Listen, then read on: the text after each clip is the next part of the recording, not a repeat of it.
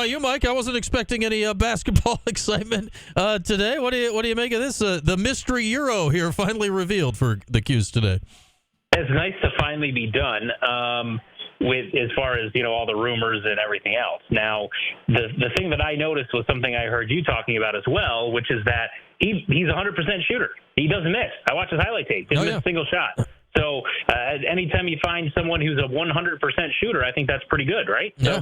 So, I mean, listen, you watch it, and obviously the highlight tapes are going to be geared towards his better moments, but you're looking for certain things, how he moves, how he looks, whatever. And he kind of reminded me of a typical European player in that he's skilled, fundamentally sound, doesn't necessarily blow you away with athleticism, but seems to be a smart player. If you could get kind of a poor man's Marek Dolezaj, I think you'd feel pretty good about what you got. That's I think, kind of what you're shooting for, and maybe a little bulkier and someone who can handle playing the middle as opposed to, Marek being forced in there. But certainly you can see why, if you're going to add someone this late, grabbing someone who has some of that European background with those fundamentals, why that would make some sense, and you think there's some potential that he could be a contributor down the road as well. Yeah, I mean, we were talking about that. I mean, just watching the 3 minutes of highlights that are out there, you can tell, A, he's not a complete string bean, right, coming in like Marek and some of these guys are. B, he clearly knows how to play basketball. It's hard. You just can't tell what level of competition he's playing against.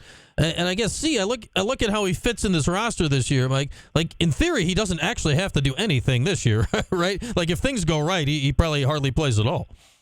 Yeah, and that's the thing, is it's not someone you need if everyone stays healthy, but he is someone you need if you have an injury like you did last year when Naheem McLeod went down.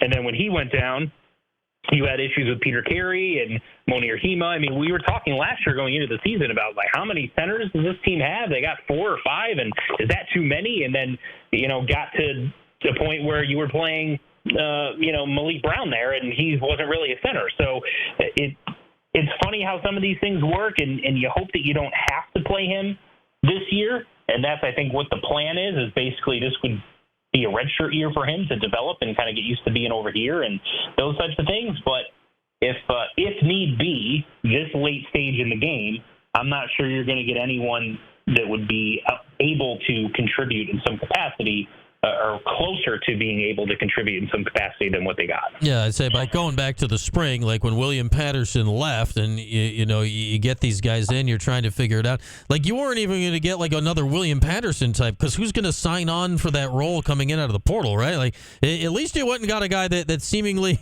like, if he got tossed in a basketball game, I don't think he'd be completely overwhelmed by the circumstance. That's exactly the point. Anyone you're going to get from the portal at this point is someone that was a third string at, a Division II school type of thing, and that guy's not going to be ready to play. So anyone that would be able to contribute in some capacity at a Division I high major type program. I know some people said, hey, well, why doesn't Syracuse kick the tires on Frank Anselm and get him back here? Well, because he doesn't want to come in to be the third string guy. That's why. It has nothing to do, from a Syracuse perspective, it makes total sense. But from his perspective, it makes none. Guys go in the portal because they want to play, not because they want to go be a third string somewhere. So that was the challenge, at getting someone with experience, and so that's why you go the route that they did. I'd say now we're 2 years into Red. Well, we're a year of coaching into Red, but 2 full recruiting cycles here, and we're seeing how he's handling it going forward. We'll see who they land right in the class of 2025 and 2026. Like, that is obviously up to different things. It feels like the process makes a lot of sense with the Red, right? Like, I'm seeing a lot of ideas and paths that make sense the way he's handling things.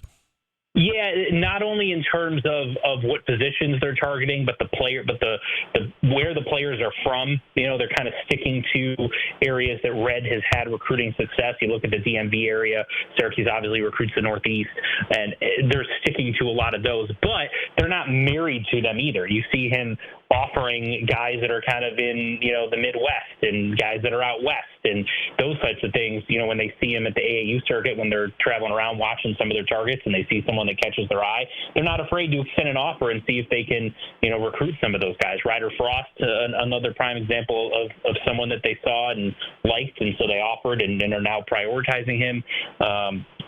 It's right up kind of what Syracuse has done, but then with some little things kind of out there that are a little bit different, but still kind of staying with the same process. And finding this guy today, was one of those where they had a roster spot. They wanted to fill it, almost similar to what they did with Marek years ago, in that they had a roster spot. They needed to fill it, and they were willing to go evaluate players from all walks of life in order to find someone. And obviously with Marek, it could have hardly worked out better with his time here in Syracuse. Or I go back to a guy like Christoph Onchadot, who, got in here and rumbled around for a couple of years, and it just kind of it worked out about as well as it could have. As we got Mike McAllister here, I wouldn't think an addition like this, a Masterovich, really has any effect on, recruiting going forward, class of 25, 26, that stuff. I know here in the last few weeks, like we've heard stuff about, a Caden Lewis. You hear more things about, all right, well, Kyan Anthony's going to decide probably before the start of his high school season. There's other names floating around. How are the puzzle pieces fitting together in your mind right now, Mike, when it comes to this class of 2025? Well, they got, their stud power forward in Sadiq White that's already committed. They're clearly prioritizing Kyan Anthony. They want him as their shooting guard. And they're looking for, I think, one at basically every position. They've targeted multiple point guards. Caden Lewis is one of them. Tyler Jackson's another one of them. So they've got a few of them there. They're clearly after a wing, kind of a small forward, someone that could play the two if you needed him to. But they've got the Shona Bayev that they've had up on campus before, and Ryder Frost, as I mentioned, that's been up on campus for an official visit. They're after both of those guys really hard. And they've shown interest in bigs as well. So they're looking for, a pure five if they can find one in this class. So they've clearly prioritized one player at each position is kind of what their plan is, and trying to see what they can get. And then whatever spots they don't, I think they'll turn to the portal and see where they can kind of piecemeal it and fill out the roster from there. Yeah, and I think a lot of stuff, when you're looking at these guys, it's a lot of top 50 recruits, right? They're going after, or just on the outside of that. Like we keep assuming Kyan's going to come here. Who knows what that decision process? But like if you have Sadiq White, if you have a Kyan Anthony, if you grab one of these point guards, right, you're on the verge of putting together a really highly ranked recruiting class for next year. Well, and then if you get one of those wings on top of it, so if you've got, Sadiq White, the headliner, the 5-star, you got Kyan Anthony, the just outside of the 5-star guy, and then you grab a couple of other top 50 guys, you're looking at a potential top 10 class there, depending on how things play out with, some of the other teams and their ranking. So if you go from year one, where Red is the head coach and he gets a McDonald's All-American, to year two, he gets a top 10 recruiting class, it's hard to see sort of predict anything better than that when you were going into the Adrian Autry era. I think almost all Syracuse fans would have taken that in a heartbeat. I know Kyan has said he wants to decide October, November before high school starts. Are the other guys on that same timeline? Obviously, with a class of 2025, they can sign in November, like right around-ish when the season, or it's like a couple weeks into the season, whatever the date is this year. Would you expect a majority of these guys to be making decisions then, or is that not the general timeline high school kids take anymore? I think most try to get theirs done so that they can sign in November and sort of focus on their senior season and not have that looming in the background. That's the thing is that's, that early signing period is kind of right at the very beginning of a lot of people's senior seasons. Yeah. So getting that out of the way, being committed before your season starts, not really focusing on recruiting because you're committed, and then on signing day, all you have to do is sign that piece of paper, send it in, and you're done. It just allows you to focus back on basketball and put that recruiting behind you. So most do try to get it done in that in that time frame, but there are others that they just don't feel like they're ready to make a decision, and so they will prolong it and go into the late signing period in April. Most of the guys that Syracuse is targeting, they've already started to trim their list. Shona Bayev is down to a top 6 or a top 8, and Ryder Frost is as well.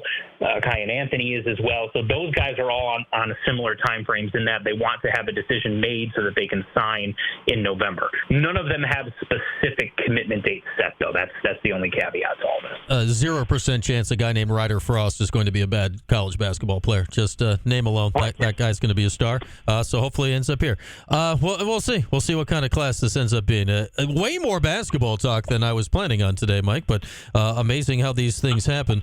Let's hit a little football before we cut you loose. What have you made of camp so far? Anything popping out to you of Fran Brown training camp number 1 here?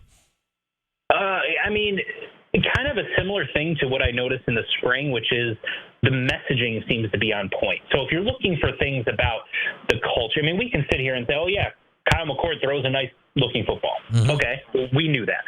There's still questions about who's actually going to be the starting offensive lineman this year. We still don't 100% know that. How does Syracuse absorb the loss of Braylon Ingram? We don't know that specifically either. There's some questions in terms of interior defensive linemen. But the things we thought we knew, they got a bunch of wide receivers that look like they've got a lot of potential. Tight end room is loaded. Kyle McCord is a leader and a really good quarterback. LaQuint Allen is legit. Yassine Willis looks like he's legit. They got a lot of talent in the secondary, a lot of experience at linebacker. All that stuff's still true. The thing that I think stands out the most to me is that when you talk to the players and you talk to the coaches, the messaging is on point. A lot of the things you hear Fran Brown saying, you're hearing them echo very similar sentiments.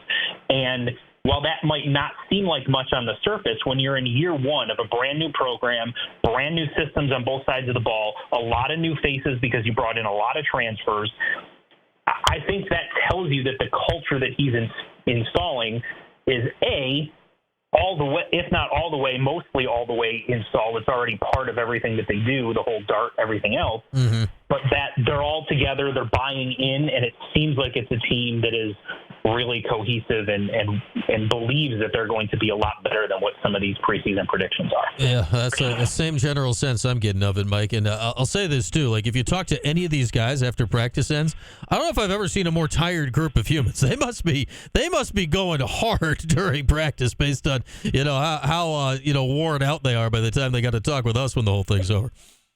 Yeah, they definitely seem that way. And I've heard a few different players talk about how hard this is. And I think part of it, too, is you heard Fran Brown talk about the fact that, during training camp, they got to walk to camp from their dorm and no cars and no Ubers and all those types of things. That's all part of this. It's all part of the discipline part of it. It's all part of, being accountable and working hard and, putting that dedication in. That all goes into this. So then you're not just driving to practice or catching a bus to practice. You have to walk a considerable distance to get there, and then you're working your butt off for however many hours you're out there with how hard the coaches are pushing you. So it's not easy, but in theory, you want the practices to not be easy. You want them tired during practices so that the games do seem easy.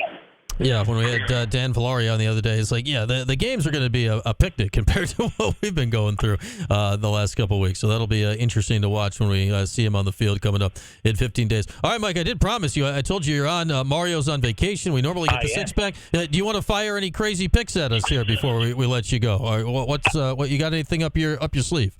Yeah, I don't know how crazy they are, but I did pick 6 of them, so let's go through them real quick. Okay. So do you want me to play the Mario 6-pack open before the picks? Would that make you excited, or would you like to just let them loose here? I'm just going to let him. I don't want to steal Mario's thing. Okay. I'll let him keep that. Right. So I've got Indiana Fever -3.5 against the Phoenix Mercury tonight in the WNBA. I know that Caitlin Clark and Diana Taurasi, there's that whole thing, but Phoenix just played last night. The second game is back-to-back road games. Indiana's first game back since the break for the Olympics. Caitlin Clark is rested. I think she's going to be extra motivated to play this game because Phoenix has a couple of Olympians and all that background. So I think Indiana at home -3.5, catching Phoenix on the second night of a back-to-back. And then Phoenix scores, Indiana scores. The over-under is 174.5 in that game. I'm taking the over in that same game, so I got a double bet going in that game. The Orioles against the Red Sox. I've got the Orioles on the money line tonight. They've got a really good pitcher going. The Red Sox are falling apart as I kind of thought that they would. So as much as it pains me as a Red Sox fan to say it, I've got Orioles beating the Red Sox tonight. And then Saturday, I've got the Las Vegas Aces -2.5 against the New York Liberty. That game is being played in Las Vegas, and Las Vegas has been playing really, really well before that break, and I think they're about ready to assert themselves as remind everyone why they're back-to-back WNBA champions. And then the third WNBA game I've got today is the Atlanta Dream plus 7.5 over the Seattle Storm. Atlanta played Seattle tough earlier this season. Seattle has been struggling with teams that are really physical this season. Atlanta Dream is a really good rebounding team. They have a lot of size. They're at home, so I think they'll cover the 7.5. And then normally I'd say stay away from preseason football, right? Because God knows who's going to play. Random touchdowns at the end of the game with guys that are never going to actually play, and so it's tough. But because the Buffalo Bills are playing at the Pittsburgh Steelers and the Buffalo Bills are getting 5.5 points, that's a lot of points. Preseason game that could be random and go either way. I'm going to take the Buffalo Bills, give me the 5.5 points, and that'll be my last pick for today. All right. The six-pack's been struggling here for the last few weeks, so if it gets back on track after this, Mike, we're going to have to give you all the credit if it jumpstarts Mario here going forward. I will take all of the credit, and if it doesn't go well, I'm going to blame Mario for his bad juju messing up my picks. Exactly. So, see, now you clear either way. Yeah, you figured it all out, Mike. You can't lose. You literally can't lose. It's a beautiful thing. All right, man. Enjoy the weekend. We'll talk again soon. Thanks, Brian. Appreciate it. There he is.